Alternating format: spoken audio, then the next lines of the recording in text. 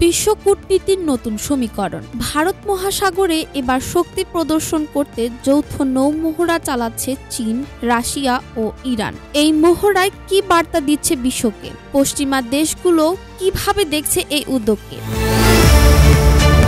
এই মহড়ার নাম security belt 2025, যা শুরু হচ্ছে আজ থেকে। ইরানের সামরিক বাহিনীর মতে এই মহড়ার লক্ষ্য হচ্ছে সমুদ্র নিরাপত্তা উন্নত করা ও ত্রিপাক্ষিক নৌ সহযোগিতা শক্তিশালী করা। তবে বিশ্লেষকরা মনে করছেন এটি কেবল সামরিক মহড়া নয়, এটি ভূ-রাজনৈতিক শক্তি প্রদর্শনের একটি কৌশলও হতে পারে।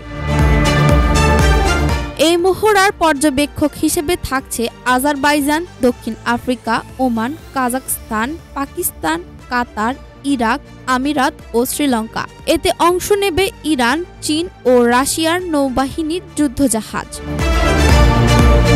চীনের প্রতিরক্ষা মন্ত্রণালয়ের তথ্য অনুযায়ী মহড়ায় থাকবে সামুদ্রিক হামলার প্রতিরোধ, অনুসন্ধান ও উদ্ধার অভিযান এবং যুদ্ধ পরিস্থিতিতে ক্ষয়ক্ষতি নিয়ন্ত্রণের অনুশীলন।